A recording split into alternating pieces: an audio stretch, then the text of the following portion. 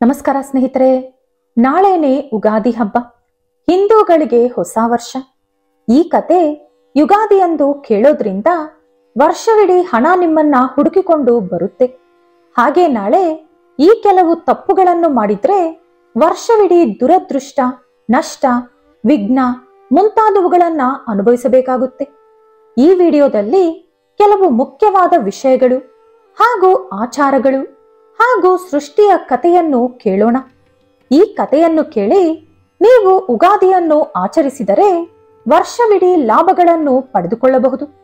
ನಮ್ಮ ಪುರಾಣಗಳ ಪ್ರಕಾರ ಚೈತ್ರ ಶುದ್ಧ ಪಾಡ್ಯಮಿಯಂದು ಬ್ರಹ್ಮದೇವರು ಸೃಷ್ಟಿ ಕಾರ್ಯ ಪ್ರಾರಂಭಿಸಿದರು. ಮತ್ಸ್ಯ ಪುರಾಣದಲ್ಲಿರುವ ಈ ಕಥೆಯನ್ನು ಉಗಾದಿಯಂದು ಕೇಳುವುದರಿಂದ ವರ್ಷವಿಡೀ ಯಾವುದೇ ದುರದೃಷ್ಟ, ನಷ್ಟ ಹಾಗೂ ವಿಘ್ನಗಳು ನಿಮಗೆ ಬರುವುದಿಲ್ಲ. ಕತೆ ಕೇಳೋಕ್ಕೂ ಮುಂಚೆ ನೀವಿನ್ನೂ ನಮ್ಮ ಚಾನೆಲ್ ಅನ್ನು ಸಬ್ಸ್ಕ್ರೈಬ್ ಮಾಡ್ಕೊಂಡಿಲ್ಲ ಅಂದ್ರೆ ಖಂಡಿತ ಈಗಲೇ ಸಬ್ಸ್ಕ್ರೈಬ್ ಮಾಡ್ಕೊಳ್ಳಿ. ಹಾಗೆ ಈ ವಿಡಿಯೋ ಇಷ್ಟ ಆದ್ರೆ ಮರೀದೇ ಒಂದು ಲೈಕ್ ಕೊಡಿ. ಪೂರ್ವದಲ್ಲಿ ನೈಮಿಷಾರಣ್ಯದಲ್ಲಿ ಋಷಿ ಮುನಿಗಳು ಸೂತ ಮಹರ್ಷಿಯೊಂದಿಗೆ ಮಹಾಋಷಿ ಸೂತ ಈ ಸೃಷ್ಟಿ ಯಾವ ರೀತಿ ಶುರುವಾಯಿತು ಇದರ ಬಗ್ಗೆ ನಾವು ತಿಳಿದುಕೊಳ್ಳಬೇಕು. ಹಾಗಾಗಿ ಇದನ್ನು ಪೂರ್ತಿಯಾಗಿ ವಿವರಿಸಿ ಎಂದು ಕೇಳಿದರು. ಆಗ ಸೂತ ಮಹರ್ಷಿ ಈ ರೀತಿ ಹೇಳಿದರು: ನೀರು ಮನುಷ್ಯರಿಗೆ ಪ್ರಾಣಾಧಾರ. ಅಂತ ನೀರಿನಲ್ಲಿ ನಿವಾಸ ಸ್ಥಾನ ಏರ್ಪಡಿಸಿಕೊಂಡಿರುವಂತ ಪರಮಾತ್ಮನೇ ಶ್ರೀಮನ್ ನಾರಾಯಣ. ಸೃಷ್ಟಿಯ ಮೊದಲು ಏನೂ ಕೂಡ ಇರಲಿಲ್ಲ. ಒಂದು ವಸ್ತುವಾಗಲಿ ಜೀವಿಯಾಗಲಿ ಏನೂ ಇಲ್ಲ. ಬಳಿಕ ಒಂದು ವಸ್ತು ರೂಪ ಪಡೆದುಕೊಂಡಿತು. ಅದರಿಂದ ಮಹತ್ತು, ಅಹಂಕಾರ, ಗುಣಗಳು ಹಾಗೂ ಬ್ರಹ್ಮದೇವರ ಸೃಷ್ಟಿ ನಡೆಯಿತು. ಬ್ರಹ್ಮನ ಸೃಷ್ಟಿಯ ಮೊದಲು ಎಲ್ಲವೂ ಕೂಡ ಜಲಮಯವಾಗಿತ್ತು. ಆ ನೀರಿನೊಳಗೆ ಮಹಾವಿಷ್ಣು ಯಾವುದೇ ಹೊಳಪಿಲ್ಲದೆ ಒಂದು ಎಲೆಯ ಮೇಲೆ ಮಲಗಿದ್ದರು. ಆದರೆ ಯಾವಾಗ ಬ್ರಹ್ಮದೇವರನ್ನು ಸೃಷ್ಟಿ ಮಾಡಲಾಯಿತೋ ಅಂದಿನಿಂದ ಈ ಸಮಸ್ತ ಸೃಷ್ಟಿಯು ವಿಸ್ತರಿಸಲು ಆರಂಭಿಸಿತು.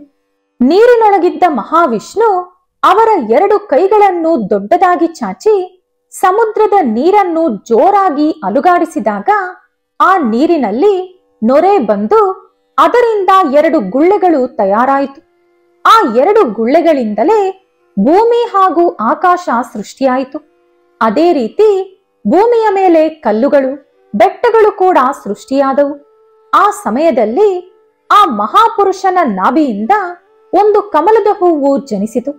ಆಗ ಶ್ರೀಮನ್ ನಾರಾಯಣ ಒಂದು ಮಿಂಚು ಹುಳುವಿನ ರೂಪ ಪಡೆದು ಕಮಲದ ಹೂವಿನ ಸುತ್ತಲೂ ಸುತ್ತಿ ಕೊನೆಗೆ ಆ ಹೂವಿನ ಒಳಗೆ ಪ್ರವೇಶಿಸಿದರು. ಅವರ ತೇಜಸ್ಸನ್ನು ಆ ಹೂವಿನೊಳಗೆ ಬಿಟ್ಟು ಹೊರಗೆ ಬಂದರು. ಬಳಿಕ ಆ ಹೂವಿನ ಒಳಗೆ 5 ತಲೆಗಳನ್ನು ಹೊಂದಿದ್ದಂತ ಬ್ರಹ್ಮದೇವರು ಜನಿಸಿದರು. ಬ್ರಹ್ಮದೇವರು ಅವರ ಸುತ್ತಲೂ ಕಾಣಿಸುತ್ತಿದ್ದ ನೀರನ್ನು ನೋಡಿ ಆಶ್ಚರ್ಯಗೊಂಡು ಏನು ಮಾಡುವುದೆಂದು ದಿಕ್ಕು ತೋಚದೆ ಅವರು ಜನಿಸಿದ ಕಮಲದ ಹೂವಿನ ಕಡ್ಡಿ ಮೂಲಕ ಕೆಳಗೆ ಇಳಿದು ಬಂದರು. ಆ ರೀತಿ ಶ್ರೀ ಮಹಾವಿಷ್ಣುವಿನ ಗರ್ಭದೊಳಗೆ ಹೋಗಿ ನೋಡಿದರು. ಅಲ್ಲಿ ಮಹಾವಿಷ್ಣುವಿನ ಗರ್ಭದೊಳಗೆ ಇಡೀ ಬ್ರಹ್ಮಾಂಡವೆಲ್ಲ ಕಾಣಿಸಿತು. ಸಮುದ್ರಗಳು, ನದಿಗಳು, ಪರ್ವತಗಳಿಂದ ತುಂಬಿದ್ದ ಆ ಪ್ರದೇಶವನ್ನು ನೋಡಿ ಹೆದರಿ ಮತ್ತೆ ಅವರು ತಾವರೆ ಹೂವಿನೊಳಗೆ ಹೋಗಿ ಕುಳಿತುಕೊಂಡರು. ಅಲ್ಲಿ ದಿಕ್ಕು ತೋಚದೆ ಕುಳಿತಿದ್ದಾಗ ಓಂಕಾರ ಜಪ ಮಾಡು ಎಂಬ ಧ್ವನಿ ಕೇಳಿಸಿತು. ಆ ರೀತಿ ಬ್ರಹ್ಮದೇವರು ಕೆಲ ಸಾವಿರಾರು ವರ್ಷಗಳ ಕಾಲ ತಪಸ್ಸು ಮಾಡಿದರು. ಆಗ ಮಹಾವಿಷ್ಣು ಪ್ರತ್ಯಕ್ಷವಾಗಿ, ಓ ಬ್ರಹ್ಮ, ಸೃಷ್ಟಿಯನ್ನು ಏರ್ಪಾಟು ಮಾಡಬೇಕು ಎಂಬ ನೆಪದಿಂದ ನಾನು ನಿನ್ನನ್ನು ಸೃಷ್ಟಿಸಿದೆ. ನೀನು ಇಷ್ಟು ವರ್ಷಗಳ ಕಾಲ ತಪಸ್ಸು ಮಾಡಿದರಿಂದ ಸೃಷ್ಟಿ ಮಾಡುವ ಮಾನಸಿಕ ಶಕ್ತಿಯನ್ನು ಪಡೆದುಕೊಂಡೆ. ಸ್ತ್ರೀ ರೂಪವಾದ ಪ್ರಕೃತಿ ನಿನಗೆ ಎಲ್ಲಾ ವಿಧದಲ್ಲೂ ಸಹಕರಿಸುತ್ತಾಳೆ. ಇನ್ನು ನೀನು ಸೃಷ್ಟಿ ಕಾರ್ಯ ಶುರು ಮಾಡು ಎಂದು ಹೇಳಿ ಮಾಯವಾದರು. ಬಳಿಕ ಪ್ರಕೃತಿ ಬ್ರಹ್ಮದೇವರಿಗೆ ಸರಸ್ವತಿಯ ರೂಪದಲ್ಲಿ ಕಾಣಿಸಿದರು. ಬ್ರಹ್ಮದೇವರು ಪುರುಷನಾದ್ದರಿಂದ ಪ್ರಕೃತಿ ಹಾಗೂ ಪುರುಷ ಒಂದಾದರು. ಅವರಿಬ್ಬರು ಒಂದಾದ ಕಾರಣ ಬ್ರಹ್ಮದೇವರ ಮುಖದಿಂದ 6 ದೇವತೆಗಳು ಜನಿಸಿದರು. ಮೊದಲು ಶಕ್ತಿ ಸ್ವರೂಪಿಣಿಯಾದ ಗಾಯತ್ರಿ ದೇವಿ ಜನಿಸಿದಳು. ಬಳಿಕ ಬ್ರಹ್ಮದೇವರ ಕಣ್ಣುಬ್ಬುಗಳಿಂದ ದಕ್ಷ ಪ್ರಜಾಪತಿ ಜನಿಸಿದರು. ಬ್ರಹ್ಮನ ಮನಸ್ಸಿಂದ ಸನತ್ಕುಮಾರ, ಸನಸ್ತು ಹಾಗೂ ಜಾತು ಜನಿಸಿದರು. ಅವರ ಹಿಂದೆ ಕಶ್ಯಪ ಪ್ರಜಾಪತಿ ಜನಿಸಿದರು. ಅವರೆಲ್ಲರೂ ವಾಸವಿರಲು ಸ್ಥಳಕ್ಕಾಗಿ ಮತ್ತೆ ಬ್ರಹ್ಮದೇವರು ಮಹಾವಿಷ್ಣುವನ್ನು ಪ್ರಾರ್ಥಿಸಿದರು. ಕೂಡಲೇ ಮಹಾವಿಷ್ಣು ಕೋಟಿ ಸೂರ್ಯ ತೇಜಸ್ಸನ್ನು ಚಿಮ್ಮಿಸುವ ಮೂಲಕ ಸಮುದ್ರಗಳ ನೀರನ್ನು ಆವಿಯಾಗಿಸಿದರು. ಆಗ ಬ್ರಹ್ಮದೇವರು 14 ಲೋಕಗಳನ್ನು ಸೃಷ್ಟಿ ಮಾಡಿದರು.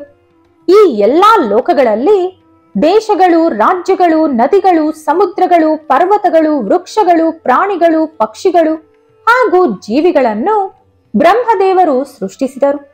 ಆ ರೀತಿ ಸೃಷ್ಟಿಯಾದ ಎಲ್ಲದಕ್ಕೂ ಆಯಸ್ಸನ್ನು ಕೊಡಲಾಯಿತು. ಭೂಲೋಕದಲ್ಲಿರುವ ಜೀವಿಗಳನ್ನು ಮನುಷ್ಯರು ಎಂದು ಕರೆಯಲಾಗುತ್ತದೆ. ಅವರಿಗೆ 100 ವರ್ಷ ಆಯಸ್ಸನ್ನು ಕೊಟ್ಟರು ಬ್ರಹ್ಮ.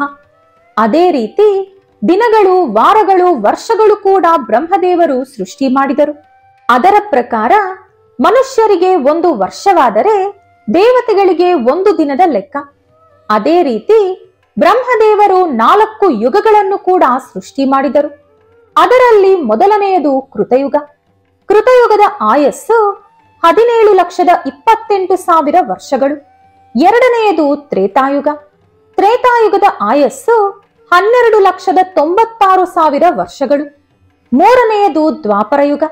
ದ್ವಾಪರಯುಗದ ಆಯಸ್ಸು 8,64,000 ವರ್ಷಗಳು. ನಾಲ್ಕನೆಯದು ಕಲಿಯುಗ.